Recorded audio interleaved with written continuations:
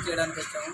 ఏంటంటే ఇక్కడ ఎస్బీఐ బ్యాంకులో దొంగతనం జరిగిందని మాకు తెలిసింది. అందులో మా యొక్క 30 తులాల బంగారాలతో తాకట్టు పెట్టి మేము డబ్బులు తీసుకున్నాము. ఆ విషయం తెలియగానే మేము ఇక్కడికి వచ్చి బ్యాంక్ మేనేజర్ వాళ్ళని ఎట్లా అడిగితే లోపల రానియడం జరగలేదు. వాళ్ళని అడిగితే మా యొక్క ఇన్వెస్టిగేషన్ జరుగుతుంది, మాకు ఇంకా పూర్తి సమాచారం మాకు ఇంకా బయటకు రాలేదు, వాళ్ళు తెలిసిన తర్వాత మీకు ఇన్ఫర్మేషన్ ఇస్తామని వాళ్ళు చెప్తున్నారు.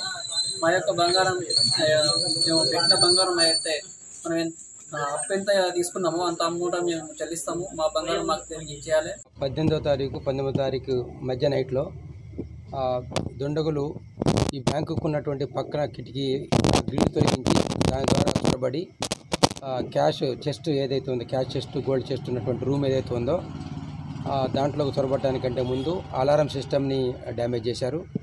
అదేవిధంగా ఈ సీసీటీవీ ఫుటేజ్ సంబంధించిన డీవీఆర్ని కూడా డ్యామేజ్ చేసి వాళ్ళు తీసుకెళ్ళిపోయారు.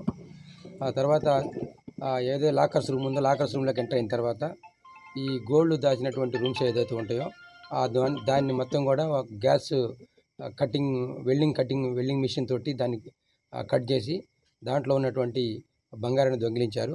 క్యాష్ మాత్రం బ్యాంకులో ఏం పోలేదు. ఎంత బంగారం పోయింది అనేది ఇంకా బ్యాంక్ అధికారులు లెక్క తీరుస్తూ ఉన్నారు. అది లెక్క తెలుసుకొని మిగతా వివరాలు ఉంటే మీకు అప్డేట్ చేస్తాను. ఇంకైతే ఎలాంటి క్లూస్ జరగలేదు. ఇది మిడ్ నైట్లో జరిగినట్టుగా అనిపిస్తుంది. ఎందుకంటే రాత్రి 9 గంటల వరకు కూడా బ్యాంక్ మేనేజర్ గారు వాళ్ళ సిబ్బంది నిన్న రాత్రి 9 గంటల వరకు కూడా బ్యాంకులో ఉన్నారు. మళ్ళీ మార్నింగ్ 8:30కి బ్యాంక్ మేనేజర్ గారు వచ్చి దీన్ని ఓపెన్ చేసేటప్పటికి ఆ పక్కమటి కిటికీ తొలగించింది.